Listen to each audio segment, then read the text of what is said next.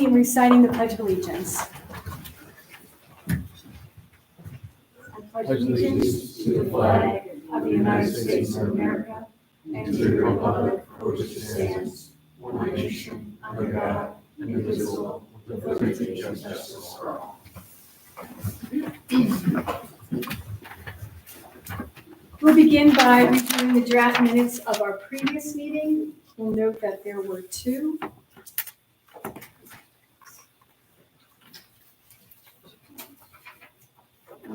So we have February 24th, 2025, Brunswick Zoning Board of Appeals, a regular meeting. Make a motion to accept those minutes with a member second. I'll second. Thank you, Patricia. All in favor? Aye. Aye. Approved without amendment. And then the second set of draft minutes that we'll approve tonight is our portion of the minutes of the Planning Board regular meeting and the Zoning Board of Appeals meeting held on March 6th, 2025. If it concerns the Zoning Board are pages 1 through the top paragraph of page 10. I make a motion to approve those minutes with a member second.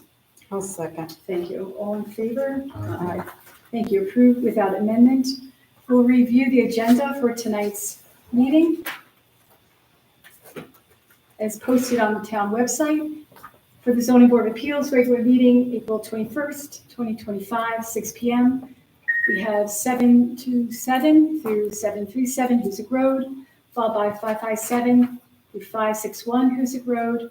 That's a use variance and sign variance. We have two items of new business.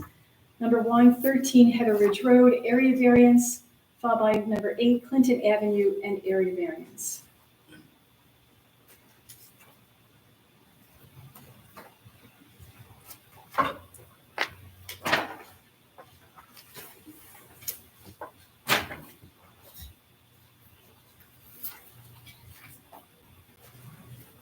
I ask the applicant for the first item of business on the agenda to come up. And just want to state that we're acknowledgement of the communication that you sent to the board through the building department. It was received on April 14th, 2025. It was your response to the public comments made at the extended public comment period. Hi, how are you? If you just want to update kind of what's going on, and if there are any other questions from the zoning board members, we'll go from there. Sure. Good evening, Tim Bartel with Moeller Engineering on behalf of the applicant. As you all are familiar with this project, it's been a few years in the making.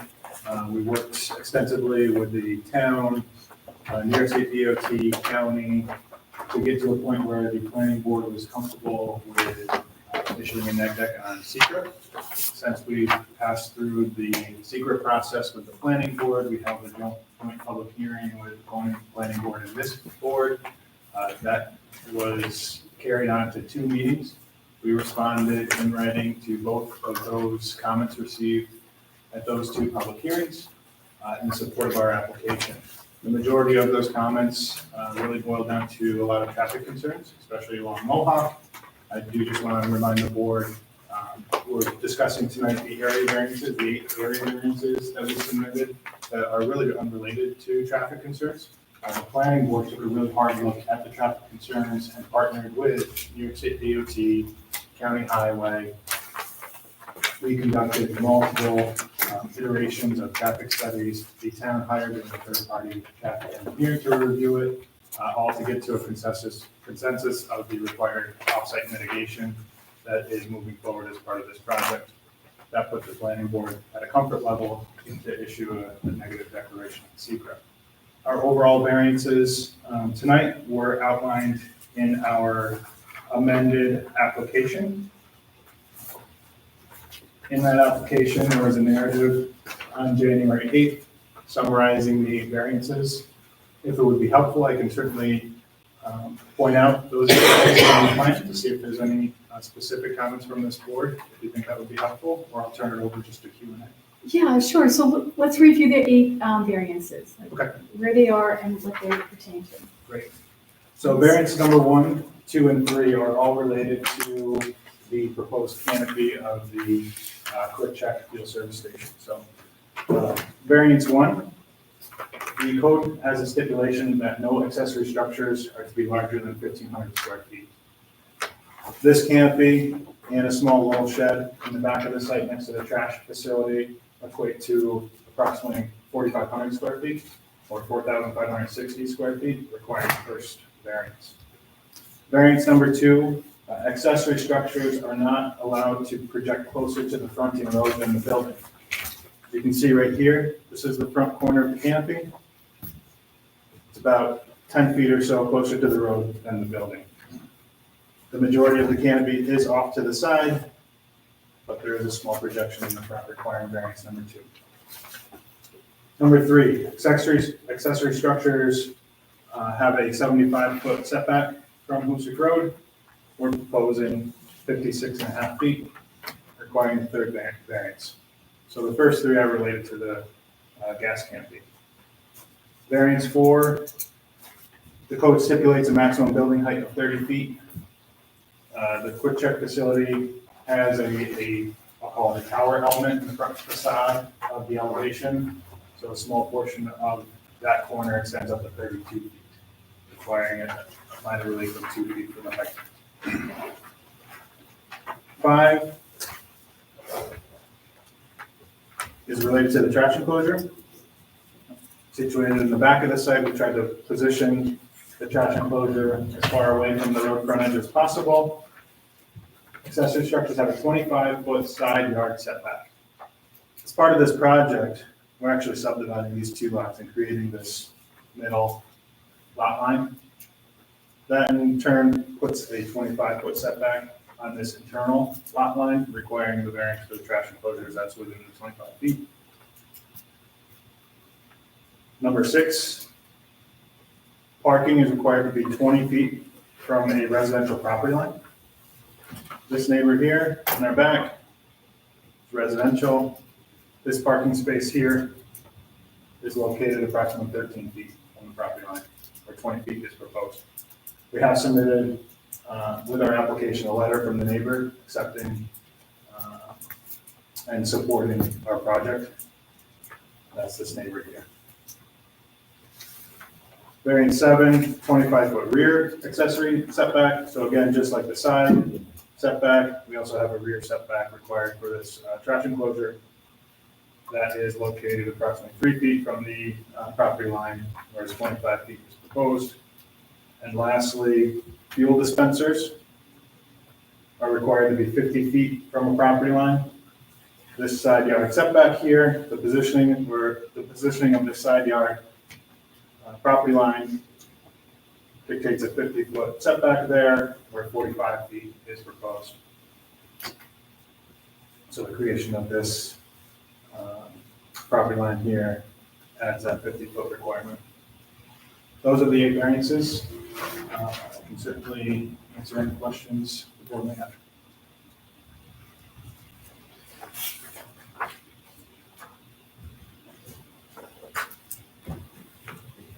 Andy, I have a question for you. You have stated that the Mohawk Avenue traffic isn't our concern. There's a lot of variances that this project can't go through unless we give variances. And the main concern of most of the people with Mohawk Avenue, can we consider Mohawk Avenue at least somewhat?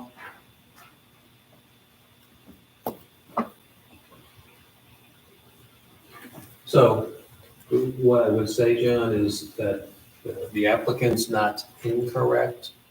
The jurisdiction of this board is particular to the area variances. There is the site plan, special use permit, and subdivision applications pending in front of the planning board. The traffic circulation and traffic flow is generally a site plan I issue. understand, but I It is, feel and- uncomfortable And it wasn't, if I with can, this many variances. oh, I understand it. It was reviewed by the planning board under seeker. They serve as lead agency. What I believe the zoning board should be focusing on are the elements necessary for the area variances, the request area variances, Certainly the first one is, will this result, will the variances result in in undesirable change in the character of the neighborhood or create a detriment?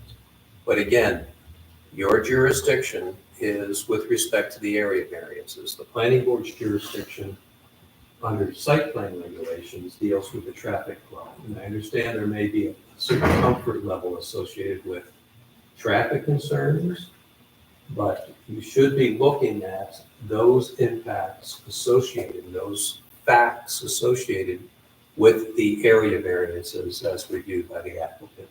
Would it be out of line to ask him a question about Mohawk Avenue? John, I'm not going to say you can't ask a question, okay?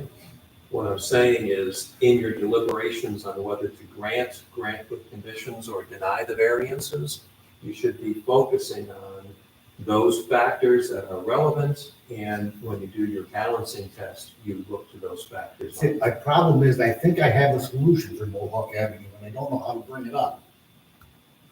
You can certainly,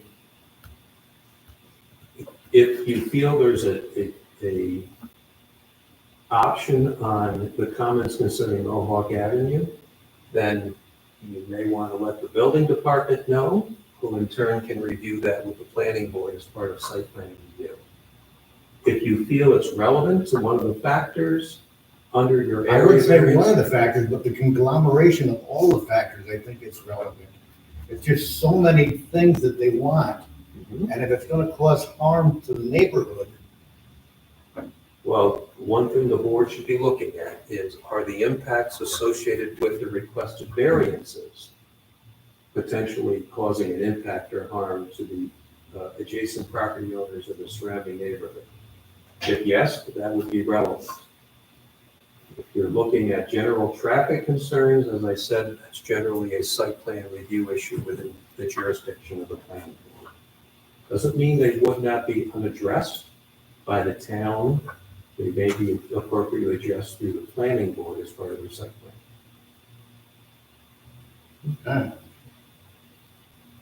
I share John's concerns in regards to the Mohawk Avenue exit and entrance.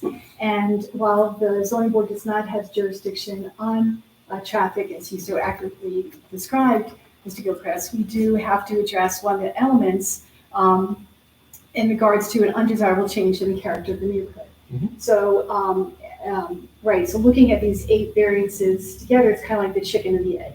You know, the granting of the 8 variances will then impact a change in the character of the neighborhood, in particular at the Mohawk Avenue site. It was mentioned in the response to public hearings that traffic is not anticipated to turn right out of the Mohawk driveway, but let's anticipate, because I think now's the time to anticipate. And so then how can we mitigate the traffic turning right or north onto Mohawk? And I appreciated the interesting discussion on the options of creatively addressing the increase in traffic on Mohawk that we had in some of our meetings. What was brought up was like curbing, to establish a type of curbing. Mr. Bonesteel described it as pork chop curbing. Whether or not to have a sign that says no right turn at that exit, or a sign to say no through traffic on Mohawk. But I believe that this is relevant to the zoning board in the determination of granting one of the area variances. Anybody have any comments on some of the options that have been previously discussed?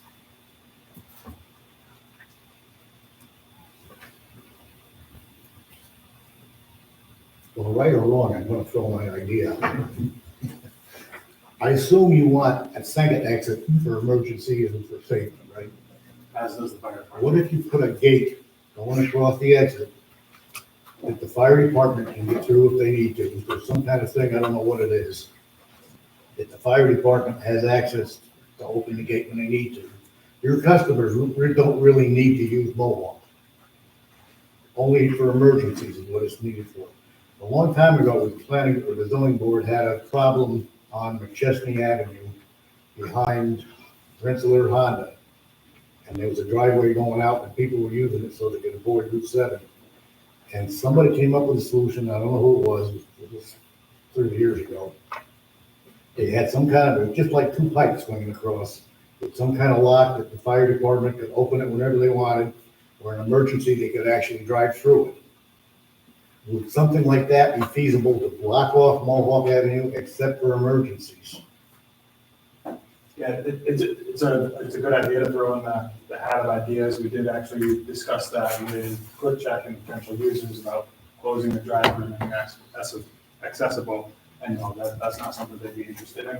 They do want that secondary access available at all times.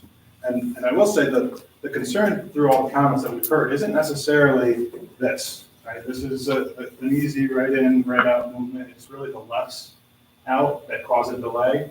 That the concern is now you're going to have patrons traveling through the neighborhood. That was really the biggest concern of patrons traveling through the neighborhood. If you're familiar with this road, Mohawk Ave comes around, back around and over to another signalized driveway. The concern is the lefts, right? So why would I go backwards to go forward now that I have a signalized left here?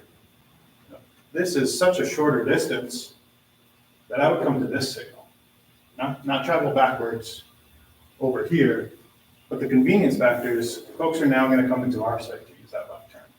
And that's gonna help with whatever the old dentist office is redeveloped as. As we heard at the public hearing, they directed their customers to go back around through Mohawk to the light. Now, whatever goes here, they're gonna be able to come to our light. And that's gonna help that detour.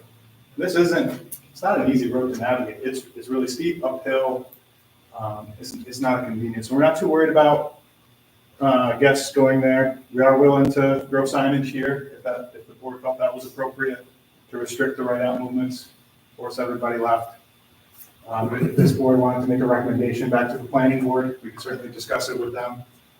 As I would make a recommendation that this board not dictate what needs to happen, but maybe present it in a recommendation form to the planning board, as they too have been passionate about this discussion and should have some insight on the final resolution there as it relates to site plan. I have a comment. I travel that road every day, all different times of the day. And many times, that area right there, the traffic is at a standstill. So if somebody's coming out and they want to make a right-hand turn out of Mohawk, the traffic could be all backed up all the way through that McChesney Avenue light and further up. And they would go up Mohawk and come down to get that other light across from Price Chopper, just so that they could get out and get a little bit ahead of that traffic. And that happens every single day. So people will go up Mohawk. They will. In all fairness, if you don't need it only for an emergency, you want traffic going in and out to your thing, then it kind of disproves your point that people will use it. If you don't believe people are gonna use it, why do you need the exit there? If there's an existing issue here, we're not gonna be able to solve the issue on the super. No, but you're gonna. Right. You're not gonna be able to. Another way. No, you won't be able to solve it, but So if that's happening today, we're not gonna be able to change that, because folks could still take a right in and go around with or without this development. yes, but people aren't going up Mohawk because there's no reason for them to go up Mohawk. If they're coming out of getting gas or something, there is they're already there. People stuck in traffic aren't going up and going around. I'm saying that in order for them to get ahead of that bottleneck that's happening right there, they will go over Mohawk. So I think that we just have to realize that people are going to use Mohawk. They will use it.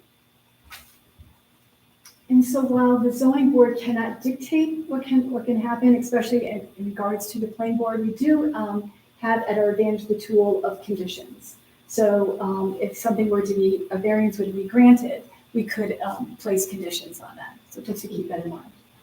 I have a couple of other questions.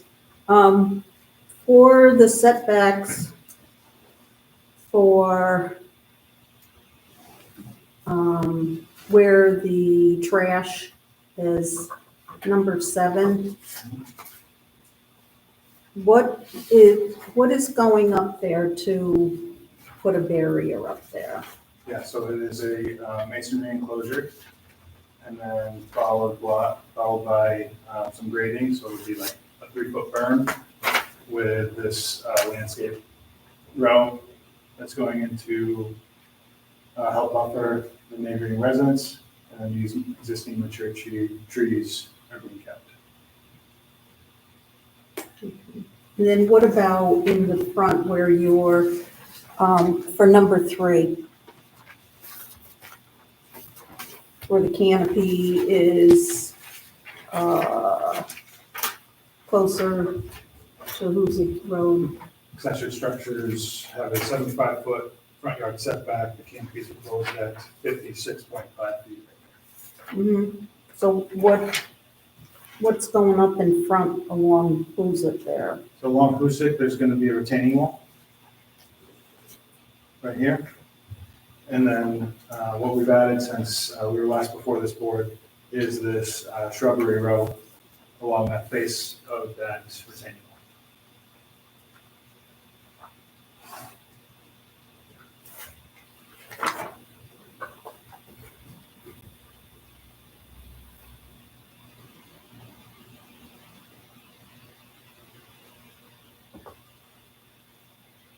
I also have a concern about variance number 3 that you're seeking and the front setback. I think we could be grateful for the discussions that were had during the Chick-fil-A process, and that it ignited some discussions that were transparent and kind of what the community wanted, what the state wanted, what the town wanted. And I believe what came out of that was a widening of Route 7 in the future.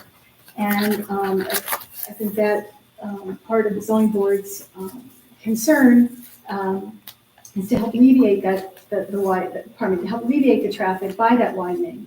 And that we should begin by preparing not to allow development in the front setbacks in regards to preparing for the future. Yeah, I would just add that was a discussion with New York State DOT, town staff, town third-party hired traffic engineers. We sat down here in town offices, and what was identified at that time was that the widening here at the signal had this additional lane in there, so it was wider than other stretches of the road, and that this parking would be the area that would be tentatively in that build zone, but not necessarily beyond that. So I do have some comfort with the 56-foot setback.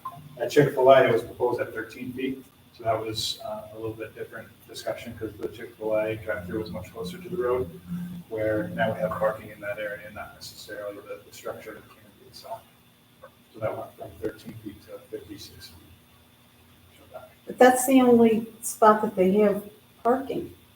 So if there ever was a widening and they came in and they took that space.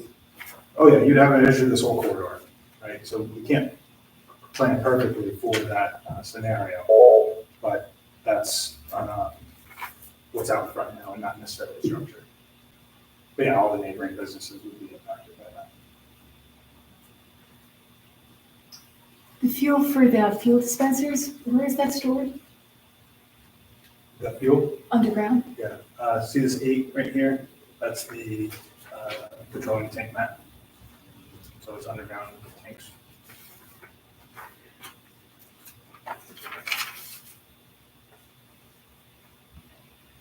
I have a question. Is there, is there an opportunity to design this so that the Mohawk Avenue is not used at all? And the adjacent property, I'm not sure, is that the dentist's office? Yes. Okay. So that was a question during the planning board process, is if there could be connectivity here. It's not available at the time due to different ownership, but this is set up to where that cohesiveness could happen in the future. There's also discussion about connectivity to the road here, again, different ownership, but it's set up to where that could happen in the future. New York State DOT doesn't have access to a side town road, that's the road you should be using. They want to limit the amount of curb cuts that are out on Hoosick Street. We're consolidating driveways that are out there today. There's 7 to 8 driveways that exist on these properties. We're consolidating to 2. They don't want another driveway out front in addition to signal to provide more turning movements out to the road. They'd rather we use that side of the street. I understand generally that New York State would want to use the side roads.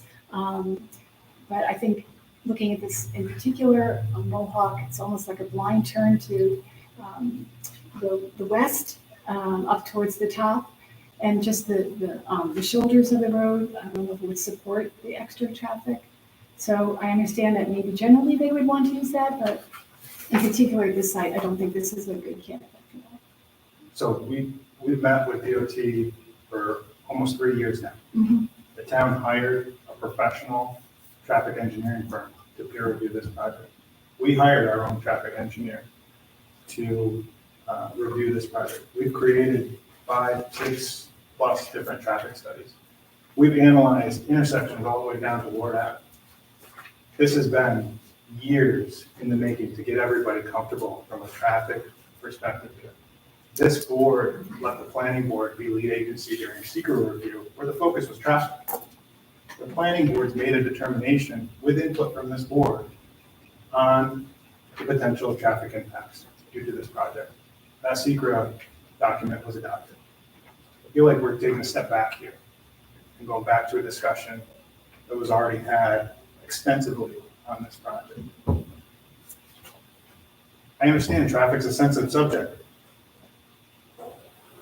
The improvements we're making here, a brand new traffic signal, widening of McChesney. This is being built to sustain our traffic. Folks are going to want to use this. I understand there might be an existing concern here, but we're improving the operations of our intersection to get folks in and out of our site, mitigating the traffic that's going to be added as part of this project. So what are the suggestions that you have to mitigate the traffic going north on Mohawk Avenue? So we're fine with adding signage here that restricts rights out. You can say no right turn, local traffic only. If there was another suggestion there for signage, we'd be more than willing to provide that.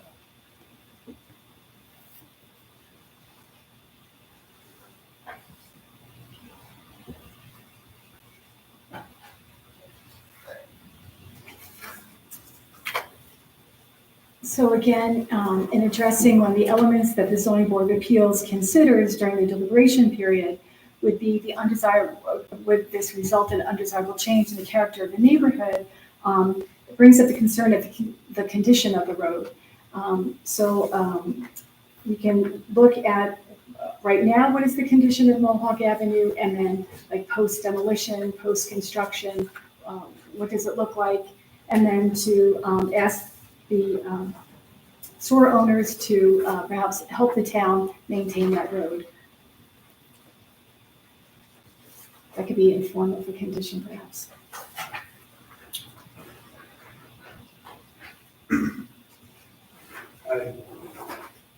It's very unique. Everybody uses town roads. We don't plan on hurting it. Obviously, if we break it, we'll buy it. So certainly, support making that a condition of ensuring that, dump trucks aren't creating hardship or potholes. Absolutely understand that concern. Mhm.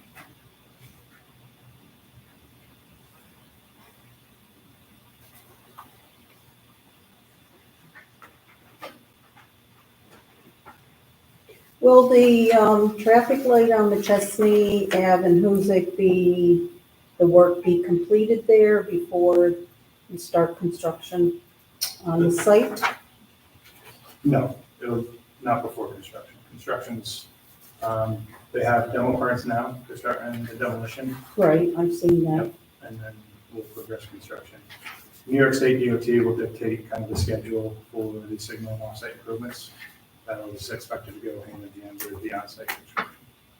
So during construction, how are they going to get on and off the site, these trucks and everything that are coming in? Yeah, it'll be a phased approach with the existing drivers that are out there today, and also the side driveway, depending on, what phase of construction is going on. So they're starting demolition, I believe, on the western side of the site, so you'll see the activity there and not impeding out in Music Street, and that'll transition across the frontage. New York State DOT is requiring full work zone traffic control plans.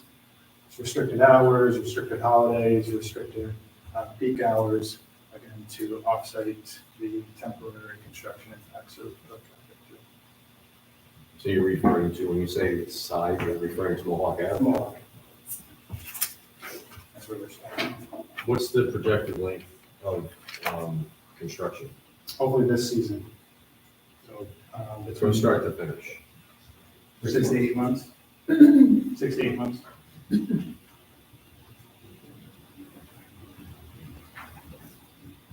So you said the construction, they would limit hours. So New York State DOT has standard working hours. You can't work on a state highway during holidays, during peak travel days, like the Friday before July 4th weekend. They have a whole carve out, like specific requirements and dates that you can and can't work on state highway.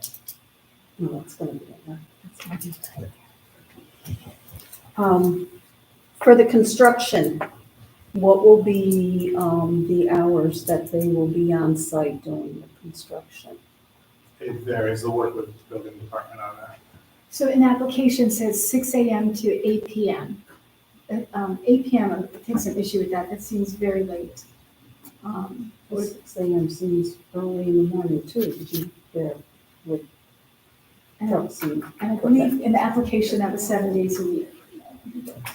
So we're getting really far away from the area variances. The building department deals with construction issues all the time. If there's restricted hours for noise, they can comply to that.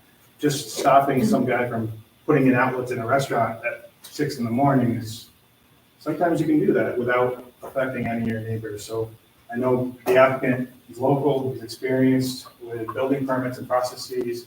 He's friends with the neighbors. He wants to make sure it's not a detriment to the community.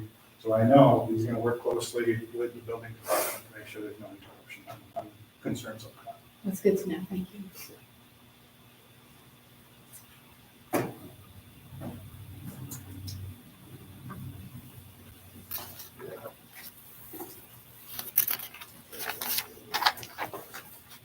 Hello.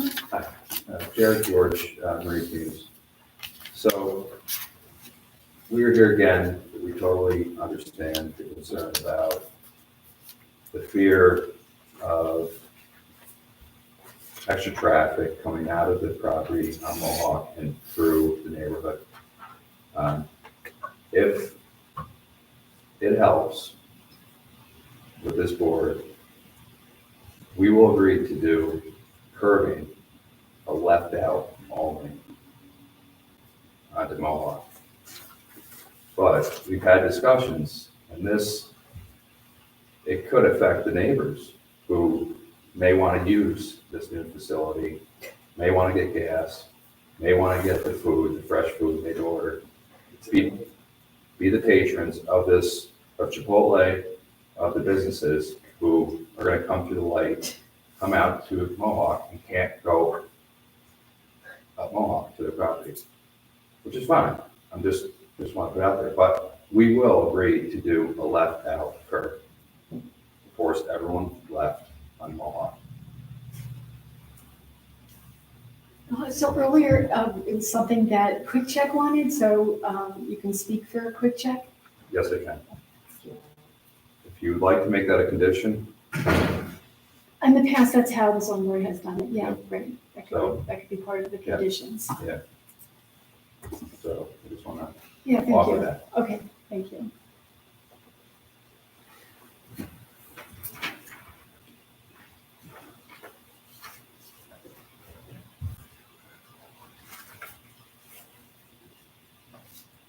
there any other concerns or questions? I have a question regarding the canopy. So where position 3 is, does that impact, is the, who would be the reporting, the first fire company reporting? If there was a fire, for instance? Would be Center Brunswick? Would be Center Brunswick or? I'd have- I'd have to look it up. I believe it'd be Brunswick 1, but I have to look that up to confirm it. So I'm just thinking worst case scenario, for emergency vehicles, fire company to get to, for instance, if it's where 3 is, does the encroachment on the need for the area variance, if there wasn't a need there, is it put 3 back, fire truck it in there easier? I mean, does it impede the fire vehicle from getting in by that moving? I think you said it was, how many feet would it be? Yeah, so this is set back 56.5 feet from the 75 feet. So it's a good question. We've been working closely with the fire department. We've had comments along the way. And they've actually required us to widen this drive aisle slightly. So this drive aisle was widened an additional 3 feet or so to accommodate their vehicle access concerns. Here, this canopy is still aligned with the front of this parking row. So it's not projecting out into the drive aisle. It's still set back from the drive aisle. So emergency vehicles can still get through the drive aisle and not be underneath the canopy. We've also been in communication with Ken Nitz, and we've actually approached firefighting where they would park their engines and how they would fight these, and we've gone through that with them on all 3 structures. We're actually moving one of the hydrants to better suit the way that they would attack the fire.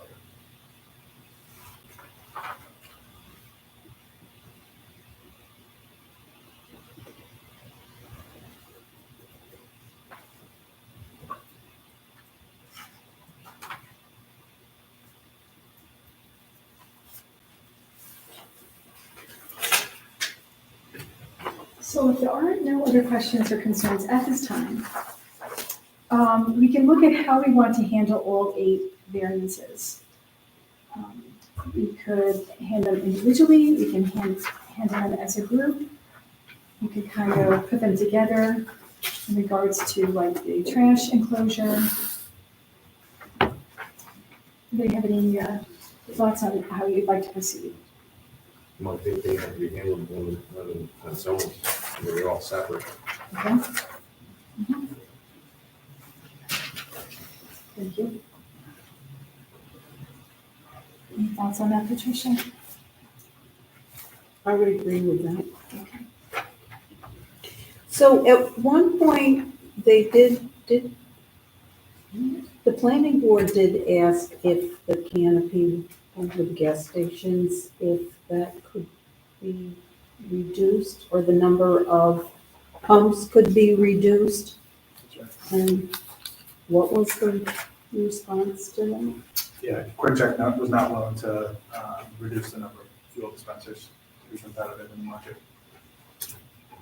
And you might have more, yeah. Yeah, correct. They originally proposed 8 pumps, so they then pulled it back to 6, better in line with Cumberland Farms. Keep in mind again, which we think is attractive because most like Cumberland Farms or Stewart's, you see the canopy is the first thing you see, right? It's right in the front. So we feel this is attractive. This is off to the side. You don't see the canopy, you see the building. So that's the unique part of this, this layout, which we think is attractive for your gas, C-store, mini mart. Well, you don't typically see that, right? It's usually canopy and store behind. So we see it as a positive in that regard. Thank you. You're not asking for a waiver for the size of the building, the actual building? No. Just the height. 6,700 square feet. On 4, it's just the 2 additional feet for the peak, right? Yeah. For the front, yeah, that's it.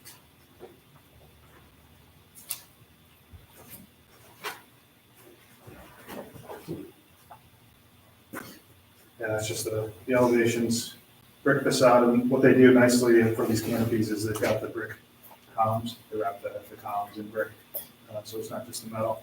And you can see here, this is just the variance for the height restriction right there.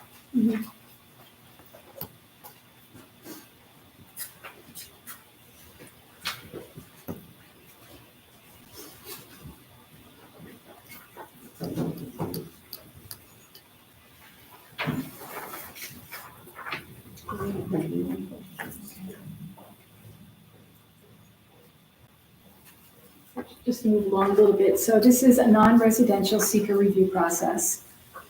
It's a short environmental assessment form submitted with the application. And under the State Environmental Quality Review Act, the board needs to review the information contained in that assessment form. Yeah, sorry. So I will interrupt. So this application was subject to a coordinated seeker review. The lead agency coordination notice was circulated. The planning board is and has served as lead agency. And so the planning board did adopt a negative declaration under seeker, which is binding on the other involved agencies. And so seeker's been completed on the project. So the board does not need to review the EAF. The planning board did that as lead agency. So we can just refer to that that's been done. That's correct. Yeah.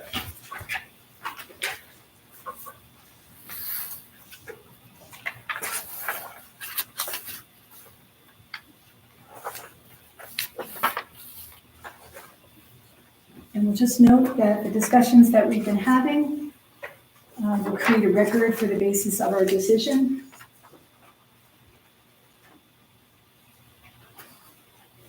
And no other questions or concerns at this time? I'm sorry, did you want to say something? I'm quiet for now. Okay, all right, John. So then the zoning board members will review the standard elements for consideration of the area variances. So if I understand correctly, we will take each variance separately and we'll go through the four elements. So we'll begin with the first variance that's being sought. It's in regards to the accessory, the size of the accessory structure. This is the canopy. What is allowed is 1,500 square feet. What is being proposed is 4,560 square feet. The variance requested is 3,160 square feet.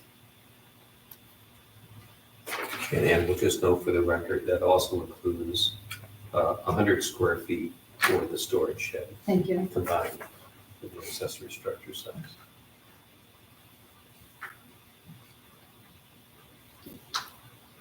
The board is asked to explain whether or not this would result in an undesirable change in the character of the neighborhood.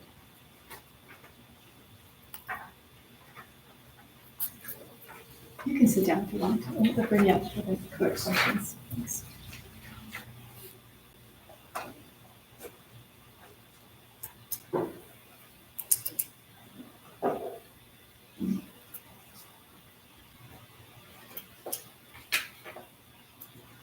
We could say that it would be a change. The applicant is trying not to make it an undesirable change. We're talking about the canopy and the storage shed in particular, with the design that it has been presented in the application. And the amount of vegetative buffering that they're using for the storage shed.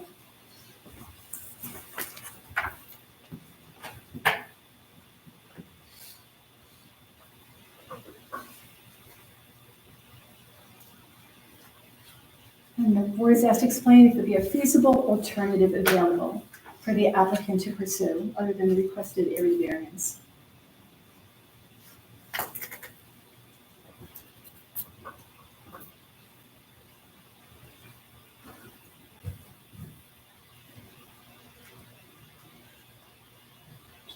Different location, but really can't do that. Plus the adjacent neighbor said that they were fine with it.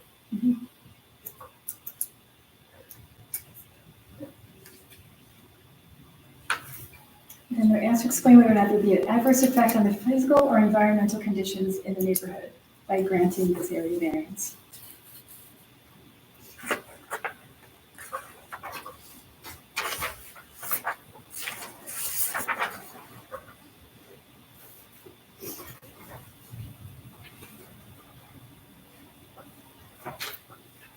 For this particular one right now. No. And then lastly, whether or not it's self-created.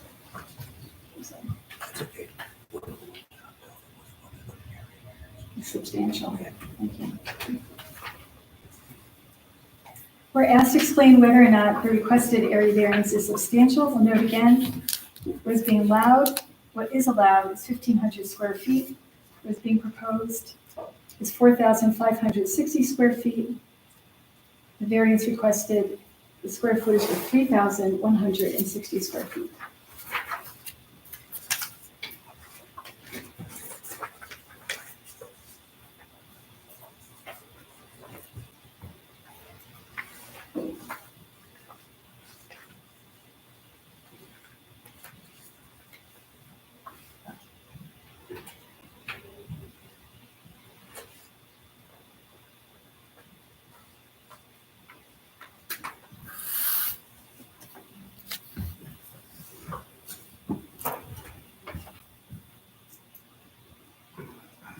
We can note the size of the lot that it sits on.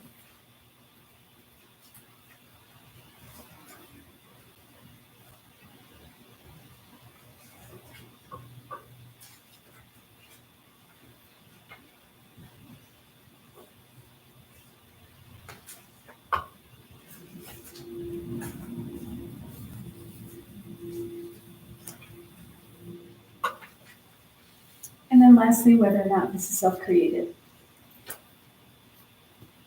Noting that it is, it doesn't necessarily preclude the granting of the area variance.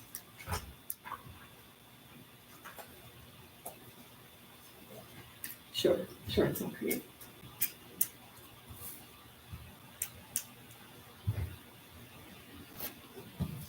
We'll look at the second area variance that's been requested. With regards to the accessory structure,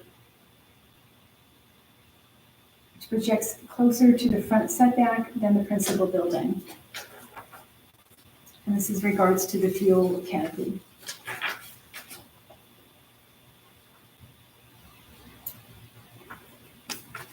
We're asked to explain whether it will result in an undesirable change in the character of the neighborhood.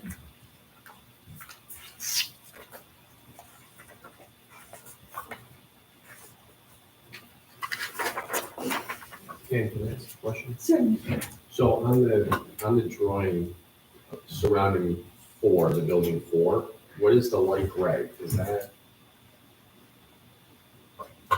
This is parking. okay, that's part. It's just in concrete versus asphalt pavement. That's the color difference. They've got parking around the table. Like I mentioned earlier, that lines up with the front of It lines the up with parking. canopy. So if the canopy is not protruding in that drive aisle. Thank you.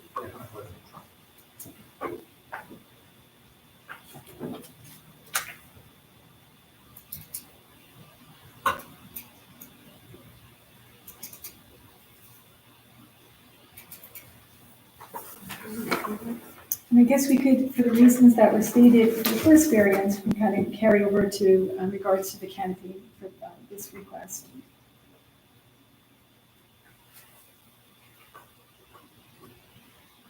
And that the applicant's trying to make it appealing.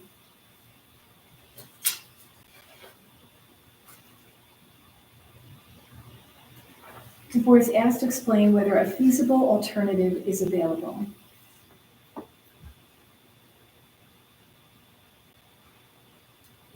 There's no really, if they were able to get less pumps approved, it could be a smaller canopy. But really, based on there being that many pumps, if there's gonna be a canopy over it, it has to cover all of them.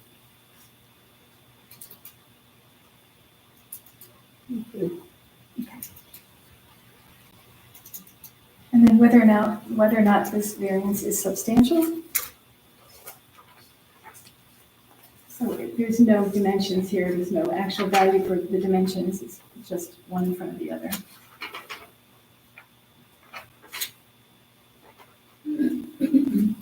Whether or not to be, whether or not to be an adverse effect on the physical or environmental conditions in the neighborhood.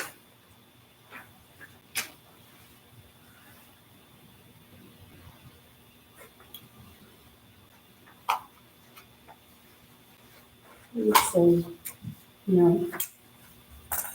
And one of these in there. Um,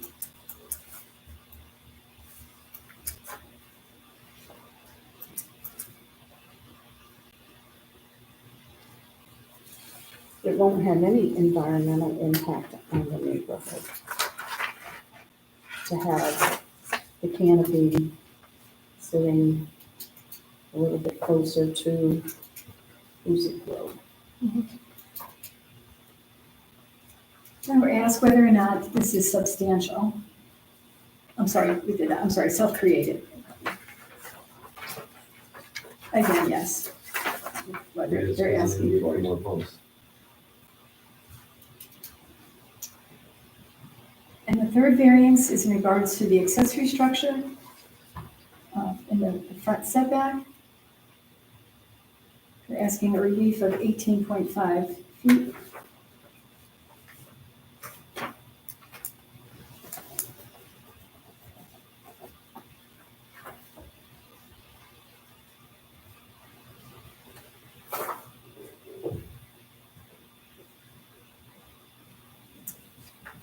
And whether or not this would result in an undesirable change in the character of the neighborhood. We already did that one, And third, number 3. Didn't we just do that? that was number 2. Taking that off with your Okay.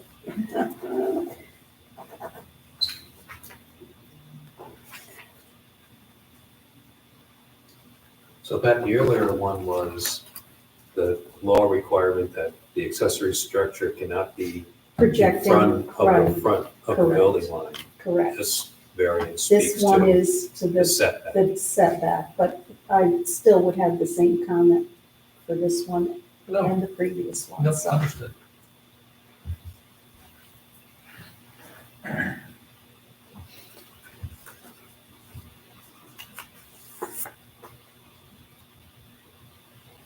And they were asked if there's a feasible alternative available.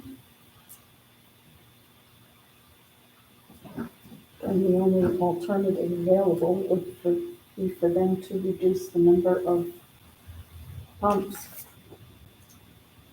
So then I would look at that. So then what is a greater need? For the additional 2 pumps or for future plans in widening Route 7? That's how I would look at it. We're asked to explain whether or not it's substantial. Again, the requested variance is for 18.5 feet.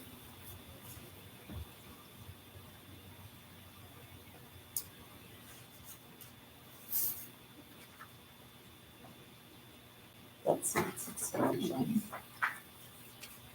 And whether or not there'd be an adverse effect on the physical or environmental conditions in the neighborhood.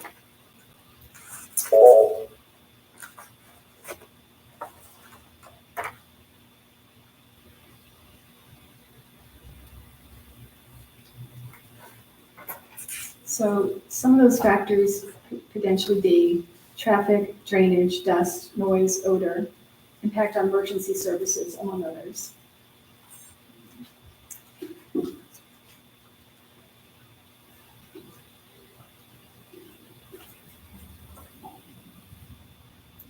We understand the work that the planning board has done to mitigate such factors.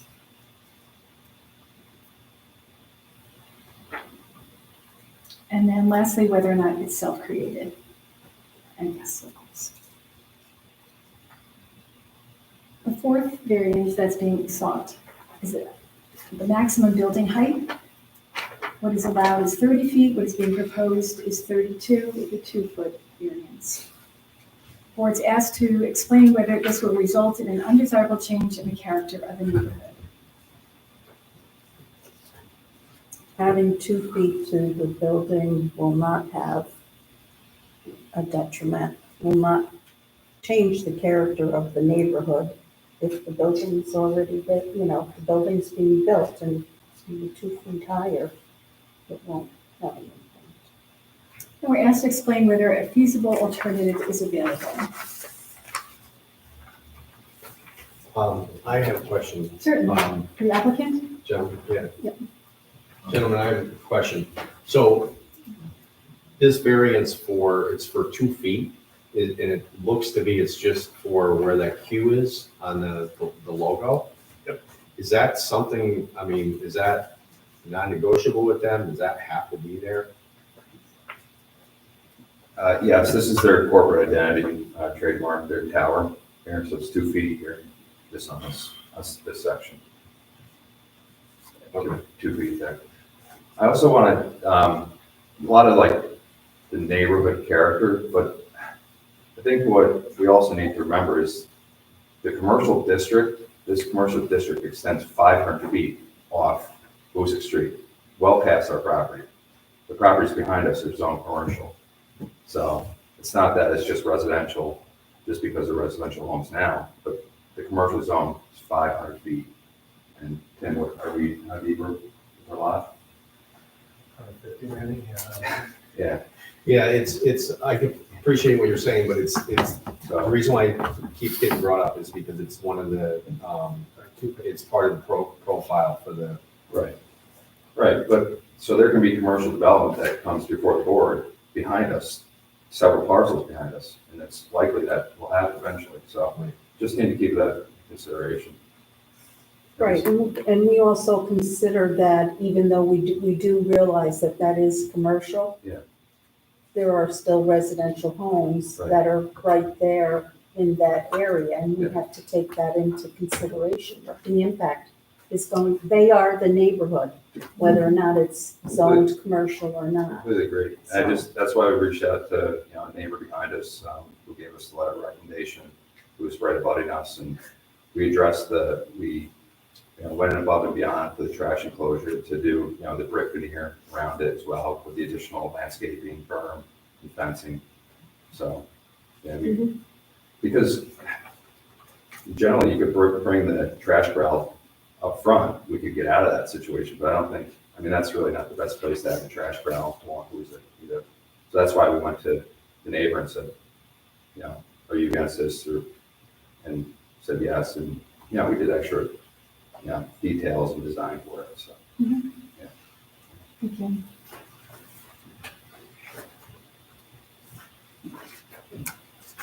That brings us to the fifth variance that's being requested.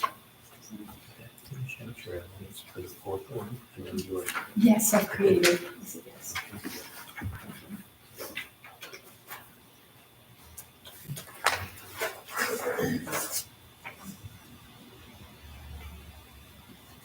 This is the side yard accessory setback, where 25 feet is required and 5 is being proposed. This is the internal lot line. Yes, right.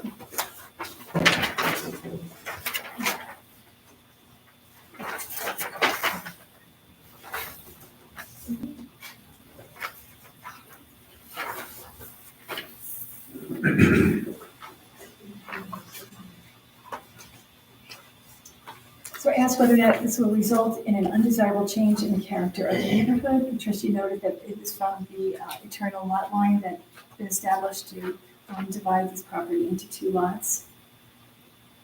I asked to explain whether there's a feasible alternative available. It was just mentioned that it could be at the front of the property, chosen to locate it at the back. No, this is the The trash enclosure, right. And whether or not that is substantial. What's required is 25 feet. What is being proposed is 5. What's being sought is 20. It's kind of like an invisible line. Right, I would say, no, it's not substantial based on, it's a setback from their own lot line.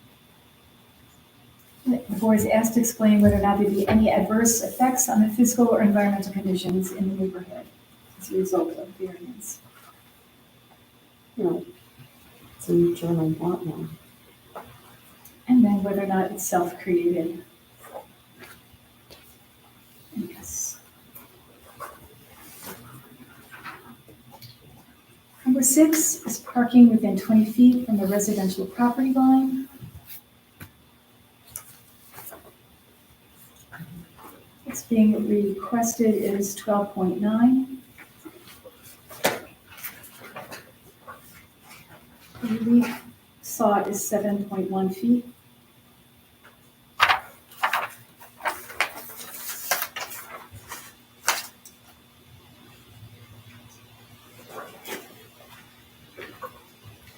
Well, I would say it's not a detriment to the nearby property because that property owner is in agreement with the setbacks from his property line. So it's only up against it's a setback from one property line. And he's basically signed off and said he's in agreement with it, so. We're asked to explain whether or not there's a feasible alternative available. Well, it would be if they wanted to reduce parking spaces. And whether or not it is substantial. Again, that is a variance of 7.1 feet. I would say no, it's not. We're asked to explain whether or not any adverse effect on physical or environmental conditions would be produced in the neighborhood by granting this area variance. No, there'd be no environmental impact. We have a parking spot, right? And then lastly, if it's self-created, answer yes to that. The 7th variance regards to the rear yard accessory setback, where 25 feet is required. This is the trash enclosure again. It's 2.8 feet from the rear lot line. The requested variance relief is 22.2 feet.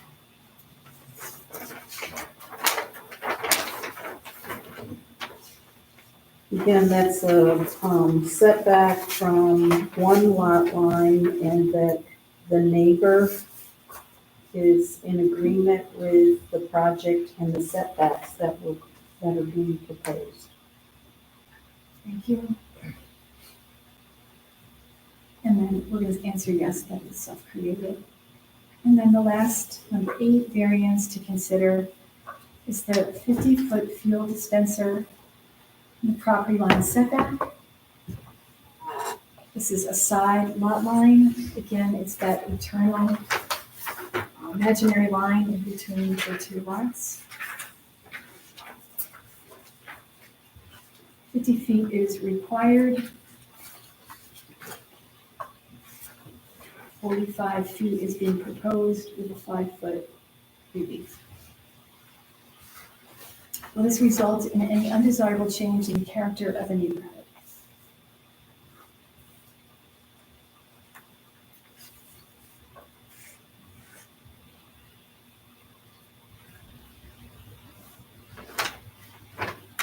No, again, I think it deals with that eternal lot line. The board is asked to explain whether or not there is a feasible alternative available. Well, it has to be there, no fuel pumps. Well, if there's, smaller, I'm assuming this is for like holding tanks, or no? The actual, is this for what's above ground or? It's the dispenser. The actual dispenser. So the only thing that could be done is it could be moved, the entire thing moved to the left. Mhm. I mean, All I right. don't know if that's a possibility. And then whether or not it's substantial, requesting a 5-foot relief.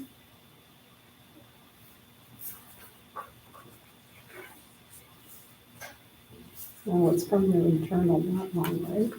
Yes. Yes, no, that's not substantial. The board's asked to explain whether or not any adverse effect of the physical or environmental conditions in the neighborhood.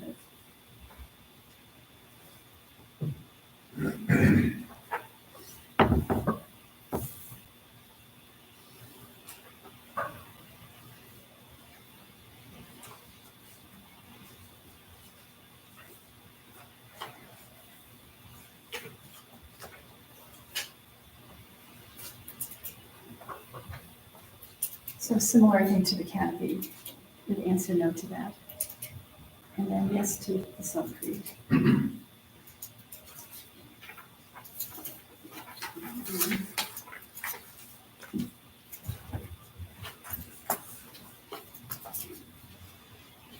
So we deliberated, we went through the elements on each of the 8 variances that are being sought.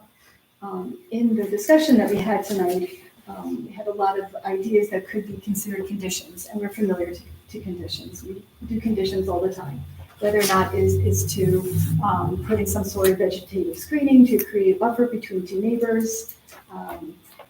But a few have come up in our discussion tonight, and perhaps we can consider them and in regards to I guess our deliberation. I guess what I would like to do is maybe just review some of the conditions that came up tonight, and then we can consider balancing, doing our balancing test of the variances. All right.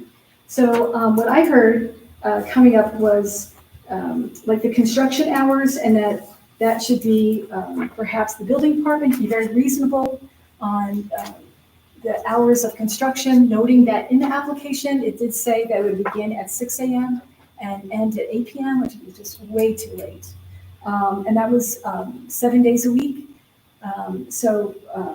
In the past, the zoning board has put limits on that, to start at 6 or 8 and then to end at 6, 5 or 6. Even earlier on Saturdays to end at 4, and then no construction work on Sundays. That is what has happened in the past, that we put conditions on certain projects. If the board feels comfortable leaving it to the discretion of the building department to handle that, I'm sure you'd be very reasonable in what you come up with, putting some sort of limits on the hours of construction. Mhm. Any thoughts on that?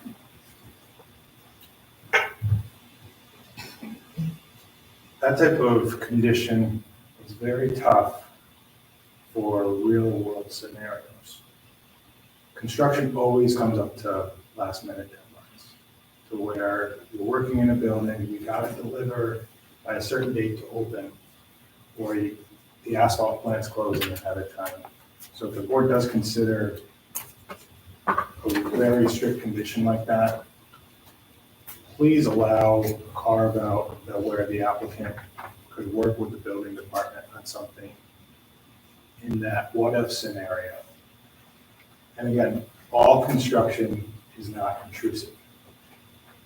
Construction doesn't mean trucks are coming to the site every day, doesn't mean jackhammers are pounding out sidewalk, right? A lot of quiet construction that can happen. So I just asked to consider that, because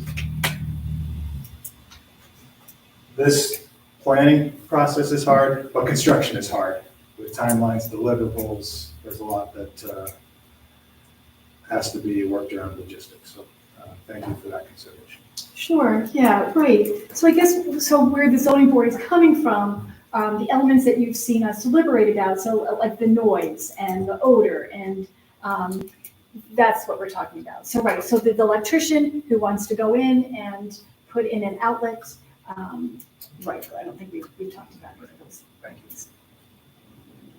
So, yeah, I think we could leave it up to the discretion of the building department to be reasonable in coming up with hours, and then to putting in windows where deadlines need to be met, or the timeliness of things getting done. Okay. Also, I heard in our discussion about the conditions about the Mohawk Avenue exit. The applicant mentioned that they would be favorable to install curbing Also, erect signs for no right turns at the exit and no through traffic onto Mohawk Avenue. Any other conditions that you heard during our discussion in regards to that you'd like to add? Could we word it that either curbing or a gate, just in case the planning board changes their mind about something? Of course. Question for you. You said the idea about the gate was, it was a no, like, who knocked that down? Was it Quick Check or was it? Yeah, a quick check wants redundant access, and just from a site circulation, traffic flow, site's gonna perform better with redundant access. Do you know if the gate system was posed to them? Closing the driveway was closed. A Okay. gate would essentially be the same thing. Unless the gate was assumed just for emergency personnel, so that would essentially be closed for operations. You can speak to any of that. Yeah, we also think that this is a positive in the fact that neighbors are coming from behind can now come in through our site into a safe, brand-new traffic signal. Not have to maneuver on Mohawk down to Hoosick Hill. Can come through our site, can go through our site, come out. So that's the safest route, Well, you know, that's, so I don't want to get off on a tangent about the traffic thing again, but the people that came here and voiced their concern over the traffic issue are people that have lived here for a long time, and they have legitimate concerns. Right. The people who are going to be who would be trying to take a right out of there, they're going to go over that curb, that thing that, you know, he's talking about putting in there. They're not like us. They're not law-abiding citizens. They're going to be people that are trying to take shortcuts. And when they do that, they're going to be speeding through a residential neighborhood with little kids and people walking around. And that's very concerning. And, you know, that's why, you know, John and I were thinking that gate system, the people in the neighborhood know that they're not gonna be able to fight this, buildings from going up. But they're asking us to do our job, what we've been appointed for, to make sure that we protect the neighborhood. And that doesn't mean by preventing businesses from coming in, because it's inevitable. Right. It's about how can we make it safer for their children? How can we make it less intrusive into their daily lives? And this is something that I think we're gonna be really sticking on, because that traffic going up Mohawk Ave is a problem. yeah, I would, so I think when we went back to a couple meetings, when the dentist next door, Ms. Purcell, she said that they would encourage people to go up Mohawk. Now she can encourage to go straight across into our property, into the signal, right there now. You know, not go up. Because that's gonna be redeveloped at some point. So go straight across into our driveway because they line up, and then just right there. You know, Yeah, unless it's that mechanical structure is temporary, you know, until that land is developed and see what goes in there. And, you know, we're thinking, you know, kind of old school, John and I, you know, with a gate that goes up and down, but there's so many new, you know, things that are electronic now that can impede traffic. So it may not necessarily be, you know, a couple of iron bars that have been forged together, that somebody To built get out and go over. Yeah, Are you- right, Are you right. more concerned for the Mohawk Avenue, just for the people that live on Mohawk Avenue, or do you expect people to come off of Route 7 and come into your place through Mohawk Avenue, come in and out? well, I think there was a lot of like emergency services, they just want to be locked into one access point, want to be able to freely flow for 2 points, makes sense. So that's why we made the concession with, I'm gonna go way out left field here. If you're only concerned about the people on Mohawk Avenue being able to come and go and emergencies, you could have an electric gate with remote control, and anybody on Mohawk Avenue who wants to. There you go. Like I said, I'm left I field. appreciate it. Well, I think that we're going to do the left out curbing, as I think the planning board chair suggested it's done at Lowe's on the side street in Latham.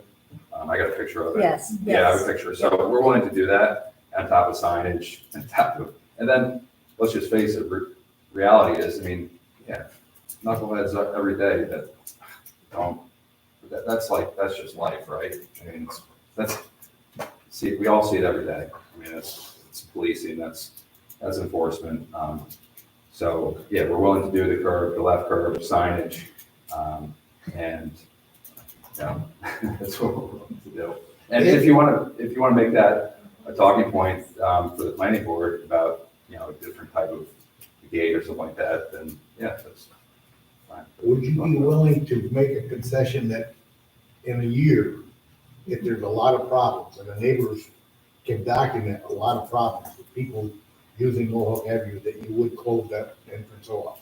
I can't represent that, but I think that the planning board can have discussions to expand on something like that, when the time comes. Would you be the owner?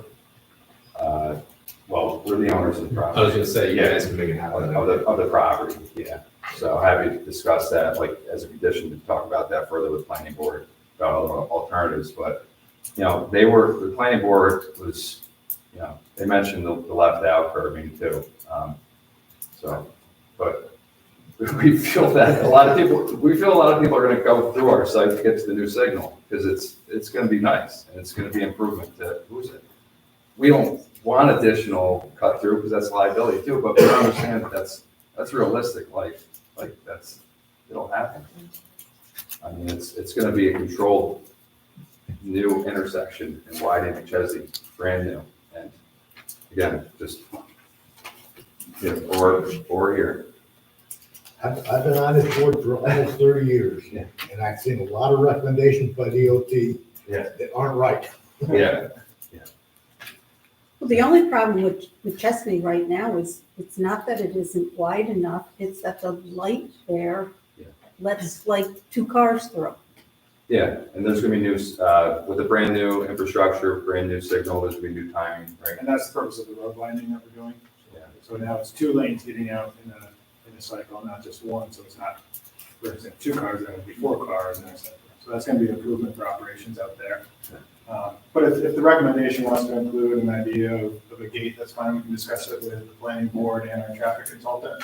My concern would be, folks pulling in here and expecting to get in, and then they can't, and have to navigate through the neighborhood, right? So you don't want a false promise, and you'll learn, if you do that once, you'll never do it again. But that's if you're familiar with the area. You're still gonna be attracting some folks who may not be familiar with the area, assuming that there's gonna be a driveway. I can That's understand that most of happening the if traffic somebody that goes misses through, the turn, they're not from here. doesn't turn it like when they didn't think they had to, that could happen. I can understand that. Yeah, and we're making, like Tim mentioned, we're making provisions that this can extend, someday if there's cooperation or future, there's provisions for connectivity. We're not blocking, we're not tying ourselves off this property. So we're, after 4 or 5, 6 years. So can you make an access from the dentist's office to come down to the light? Because that's my dentist, and that is a nightmare to get out of his Yeah, spot. I think that if there's any, right here? Yeah. Yeah, It's set up in the future. yeah, it's set up that can be a cross connection at some point. So again, right there at the Dow. That's a lot of the planning that went into Yeah. this around the table with the traffic folks, that they Yeah. bigger picture like that. Yeah. And believe us, like this signal probably will eventually would have been replaced and the whole intersection improved, which we're doing. Just so happens that DOT is like, okay, well, now they can do it. So, it's unfortunate, but we're totally on board. We're ready to do it. So I think the sooner that gets done, I mean, they could have waited years before they're like, we're forced to do it. We're doing it now. They're waiting years for everything. Yeah, so but we're doing it now. So that's, time, but we want to get it done. That's like that whole intersection. Thank you. Thank you.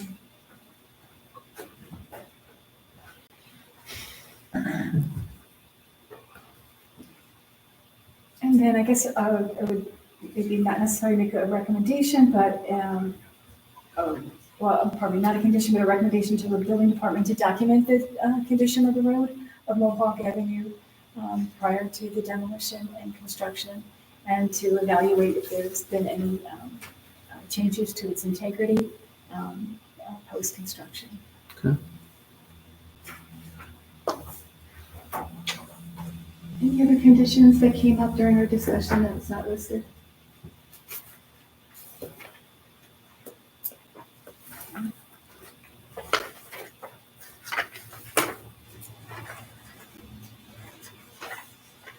So then the question is, we took each area variance separately and went through the elements for that. And whether to determine to grant the area variances, do you want to take those separately or do you want to do them together? I'm willing to do them together. I want to do them together. And I'm okay with doing them together. Okay. Yeah, that's fine. Thank you. All right. So after considering the balance between the benefit to the applicant is weighed against any detriment to the community at large or the neighborhood in particular, the zoning board will determine to grant the requested area variances.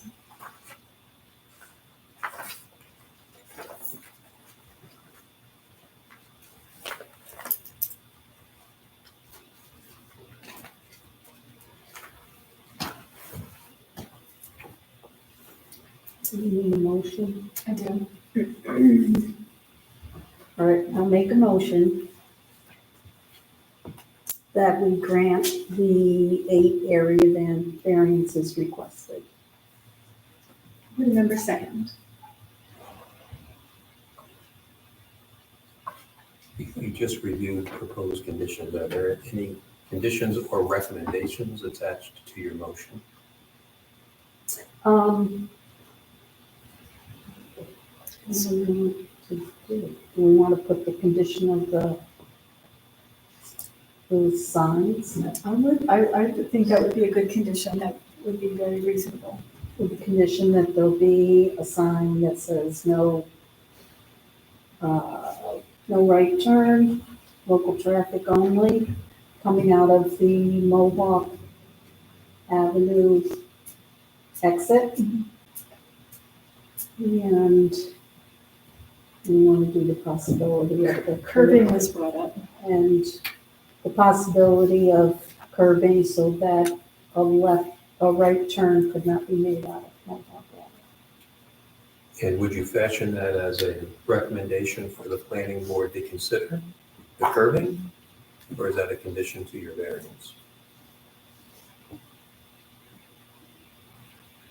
That's a trick question. It's Only an decision. attorney would think that. That's your decision. So if it was for the planning board to consider, would it stand on its own, or would it be, I don't know, It's how much How you that trust would the planning board. Yeah, right, so we could make It's not that, incorrect. That would be yeah, right, within the discretion of the planning board. yeah, certainly. So we could, right, either make it discretionary or just ask for it in the conditions. And then we also mentioned about the mechanical gate, whether or not we could recommend to the planning board to consider a type of mechanical gate at the Mohawk Avenue exit. Yeah. So perhaps as a recommendation for both those options, as a curbing and then as some sort of mechanical gate. And they could, reasonably consider which would be the best. Plus you gotta put your hours on there too. Look for a condition. Right, Whatever you end up doing. right. So ended up doing that. That was a recommendation to the building department. I guess gonna be a recommendation too. Right. And then also the recommendation to the building department in regards to maintaining the condition and integrity of that road. To your motion. As Ian said, Yeah. I make that motion. Would a member second, noting the new conditions and recommendations attached? I'll second it. Thank you, John. All in favor? Aye. Area variances are granted, 1 through 8. Please continue the work that you're doing with our hardworking building department. They're very helpful. Thanks so much for your time and consideration. Thank you. Good night.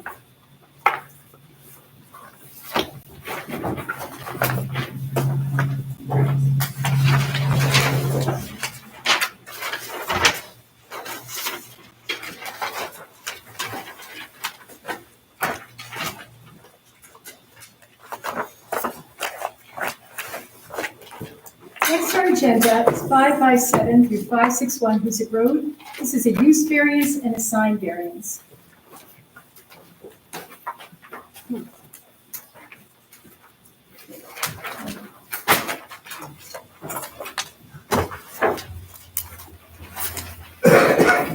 Okay, good evening, everyone. Good evening.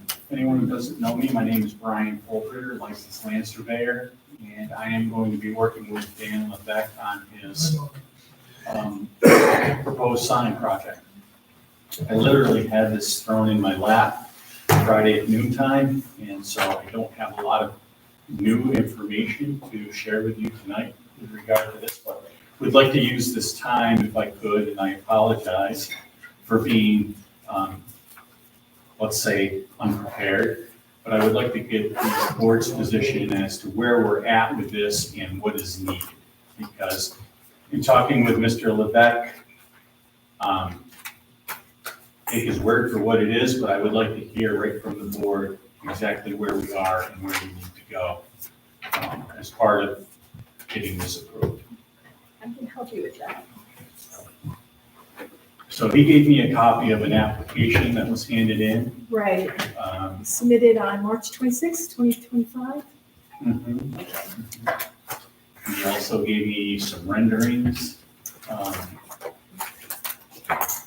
I'm of the opinion that I need to do some survey work on that site and figure out exactly how much land is there, and along with how much land is there, once all the setbacks are taken into consideration, what the size of the building envelope of that property might look like. As you know, there's 3 separate tax map parcels there, all of which are too small to build on, but perhaps with a consolidation of those tax map parcels, perhaps it would be big enough to build something on, but I really don't know if it would. I think in that particular zone, there's 30-foot setbacks for roadways, which this property would have roadways on 3 sides. So there'd be 30 in the sides and in the front, and a 30-foot rear setback. So it's going to pretty drastically reduce the amount of usable space on these 3 properties. So if ever there was an instance where perhaps maybe this is a good location for a proposed sign, maybe this is a instance. But like I say, I would like the chance to do some survey work, whether a site plan. Would the site plan have to go before the planning board ultimately? Ultimately, right, the zoning board would take care of the variances. Zoning board would take care of the variances, which would be just a use variance, or are there others? Use and sign. Without knowing the setbacks I've been speaking about. Right, and then do the setback. It depends on, yeah, what dimension. So the sign would need to meet all the setback requirements, which I don't foresee a problem with. Mr. Holbrook, have you ever worked on a use variance before? Yes, I don't know if I have in front of this board, but certainly in front of other boards I have. Okay, yeah, so you know the difficulty that's imposed on a use variance Mhm. as opposed to like an area variance. I do. Okay. Yeah. So just to kind of update what the zoning board has asked of your applicant, and that was one of the 4 elements that the zoning board will eventually look at, and that was a reasonable return. Mhm. And if you may, suffer with me through a definition of that. So it provides a first test for the issuance of a use variance. The applicant must demonstrate to the Board of Appeals that the applicant cannot realize a reasonable return, provided that lack of return is substantial as demonstrated by competent financial evidence. And the term is reasonable and not profitable. So that'd be a reasonable returns by another means. Yeah, and another means would be then to look at what is allowed in this zoning district, and to go, What could you do there that wouldn't require a use variance? exactly, right, and still make a reasonable return, right? And then, again, if you just kind of suffer through with me, also, we would ask to present evidence of that this is a unique characteristic, that this lot has unique characteristics. If you want, I can read that to you as well.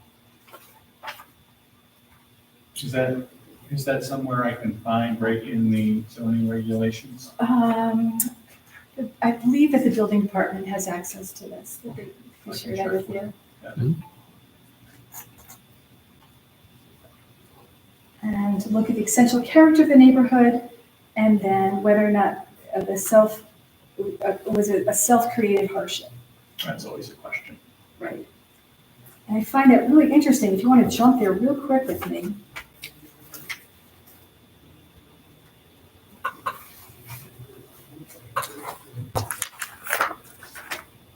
So it's in a use variance, cannot be granted where the unnecessary hardship complained of has been created by the applicant, or he or she acquired the property knowing of the existence of the condition that they currently complained of. I think that's kind of interesting way to define hardship.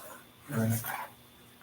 So when we left your client, he was kind of given the homework assignment of coming up with evidence of a reasonable return. And then in subsequent meetings or that meeting, we'll also ask about the unique characteristics of the lot, the essential character of the neighborhood, and the self-created hardship. So that's how we're going to go forward. And I understand the way that you'll go forward in regards to the setbacks and dimensions and things like that.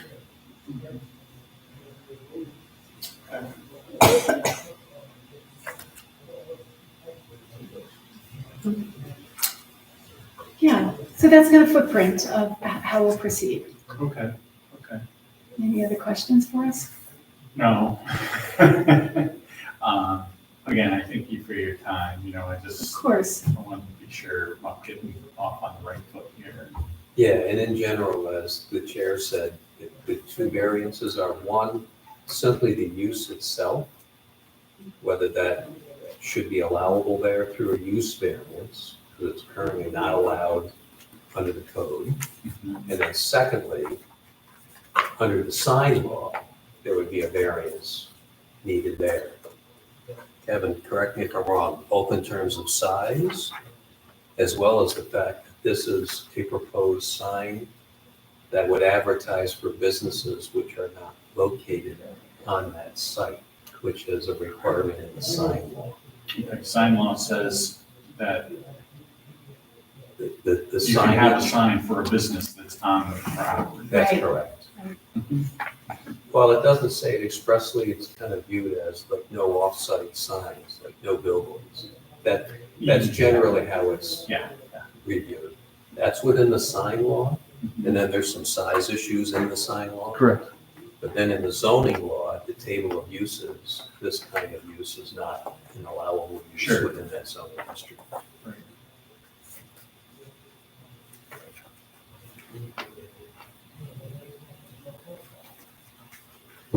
Okay.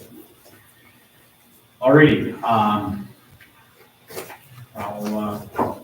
get to work on this. I'm not sure if I'll be back in a month. Yeah, so that month would be May 19th. That's when we're meeting again. Okay. I'm sure he's gonna want me to try to be, but, that may or may not. Okay. So we'll see. And, I can certainly let you know. Sure, we with communication with the building department. Okay. Yeah. And let Kevin know if I think we're ready to come back and address any of these issues or if we need more time. Great. Sounds All like a right, good plan. Thank you. Have a Thank you good very night. much. Take Take care. care. Have a good night. At that conclusion, we'll begin our new businesses. We'll begin with 13 Heather Ridge Road, seeking an area variance. Come on up, please, and kind of give us a brief description of your project and what you're seeking. Good evening, Hal Smith. Pardon my inexperience, this is my first time presenting to any board. We're looking to put an in-law addition on my stepdaughter's house. We would need a side setback variance for this. We looked at the rear of the house, septic and other things preclude us from doing that. We've looked to the right, on the other side of the drive, it's all completely wetlands. There's 2.1 acres, there's not a whole lot of it that's usable. Those sound like good reasons why you wouldn't want to build there. One of the other things, if we get approval for the variance, it should be out of line of sight of the neighbor on the left-hand side, because if you notice in the original drawing, there's a big line of pine trees, which shouldn't affect any sight from his house. Yeah, we don't have the benefit of that beautiful plan that you're looking Like I at. said, originally, Yeah. So you can look at it now and maybe perhaps the building department could get copies of that.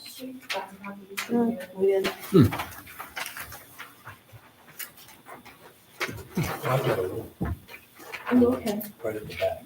I don't get it, needed to get it here. I didn't get it. Thank you. Carol, do you need one as well? Yes, please. Okay, and how about you, John? Do you need a copy of the rendering? Yes, I do too. I don't have it. Yeah, I can go make copies of it. Maybe four for you, for John and returns. Oh, they did that with mine, is that ready? You special up. I don't know. I should be good at this thing. Stood here long enough, many years of it. COVID. You checked my temperature.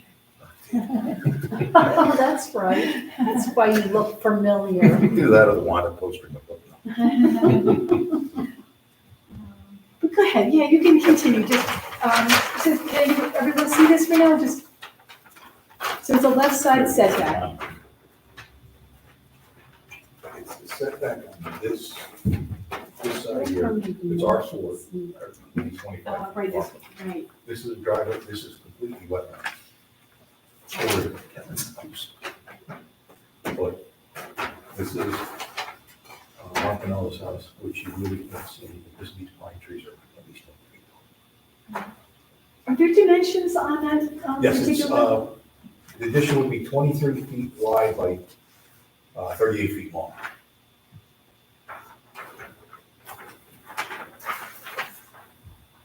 Thank you. 1 story. All right, so it's a left side setbacks, which requires 25 feet, and you're proposing 12.8 feet. Okay, Yes, okay, on one corner and then 20.3 on the back corner. It's just an angular shaped lot. so when we get the renderings, Kevin went out to make copies of it. I would say that this application is complete for holding a public hearing, which will be our next month's meeting, which is May 19th, at 6 PM. Or with Mr. Levesque at the 6 PM mark. No, the public hearing would be first. Okay, sorry, yeah. At 6 PM, and what happens there is that a notification goes out to your neighbors of the proposed project, and then they can come in and weigh on their opinions of it. So he doesn't have to have this special use permit before the variance is approved? Thank you. Can we answer that after? We talk about that? No, yes. Because You're- this I've got is the not, application with special use rate for the planning board. a use variance? It will require a special use permit and Oh, site I'm plan sorry. review. Uh-huh, So for an accessory apartment, under the zoning law, there is a special use permit and site plan review. Ordinarily, if all the setbacks are met, this only goes to the planning planning board. board, right. But this layout proposes the side yard setback. The planning board cannot act on a site plan or special use permit that's not in compliance with the zoning law. Okay, Kind of similar to what you Alright. did tonight with Murray's Muse. The planning board could not act on that because it wasn't compliant with the setbacks with the zoning law. So Al will proceed in front of two boards. Yes. okay. I just didn't know if they needed the special use permit That'll- first. No, that'll come in. I'll see if it's on. All right, thank you. Thank you. Do you give permission for the zoning board members to come and visit the site? Absolutely. Okay, thank you very much. Okay. We'll see you in May. Thank you. All right, take care, have a good night. Thank you for being so patient and waiting. Have a great night. And next up is 8 Clinton Avenue, an area variance. I'm gonna give you see, yeah. So we have an application for 8 Clinton Avenue. It is an area variance for a front setback. So this is a non-conforming, pre-existing house that they're proposing to do an expansion. I'm I sorry. have Of course, just one question, I'm please. sorry. No, of course, If I'm not available to be here on May 19th, can someone else come in my place? yes, Because we're chaperoning a soccer trip to Italy for Russell Stage. fantastic. Awesome. Yeah. All right, thank you. You're welcome. Right, so 8 Clinton Avenue is a non-conforming pre-existing house, and they're proposing to do an expansion on the rear. The rear does not require a setback variance. It is the front just because it's non-conforming. That's correct, Ann. So that house is what they call non-conforming legal structure. And under our zoning laws, that it can't be enlarged or extended or altered. So he's asking to enlarge it and alter it as well. So both, it'd be enlarged and altered.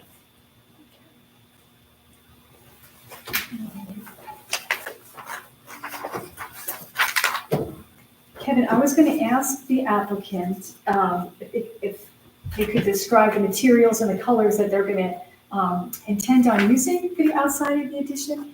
Did he mention anything to you, like they wanted to? So it's a brick home, and the rear addition is going to be vinyl sided. And I believe he does have, I wouldn't say a color rendering, but he has plans that we reviewed that show the brick is being removed where the addition is and vinyl siding is. Thank you.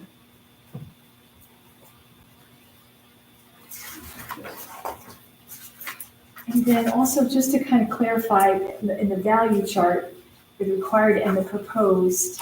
So the lot size is indicated as 9,000 square feet. That's required, and proposed is 11,965. That sounds right. So the lot size is actually 0.25 acres. Okay, So that's about 10,890 square feet. The zoning district calls for a minimum of 9,000, okay. which is an R9.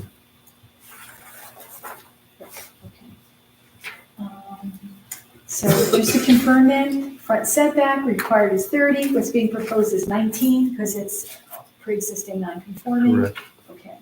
And then the lot coverage, what is required is 13% and what's being proposed is 20, is that right? No, the maximum lot area, the maximum square footage of the house is held at 20% of the lot size. His house is 1,260 square feet. He's requesting another 238 square feet, puts him at 1,500 square feet, which would be under the maximum area that he has. Okay, The maximum area is around 2,000 and change. okay. So he's in conformance with Okay. that part.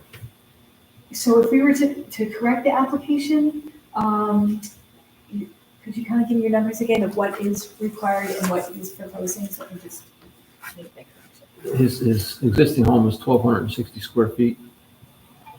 Okay, He's requesting 238 square feet.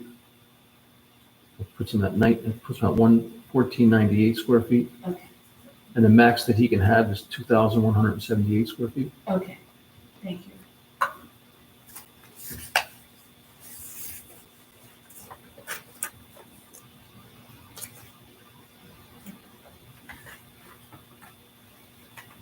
Okay.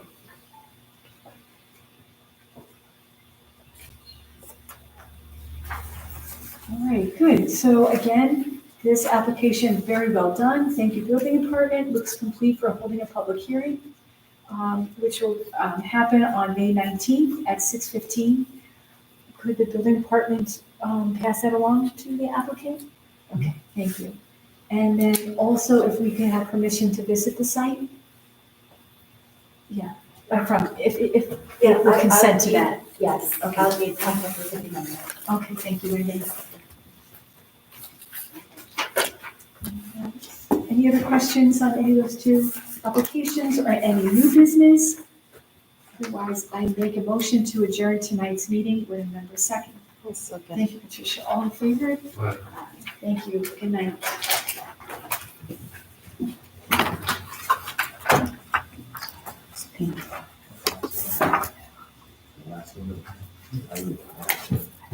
So it's stop, right? Or make this now? Yeah. Stop. Yes. I just hit the green button, that's what made it flash again.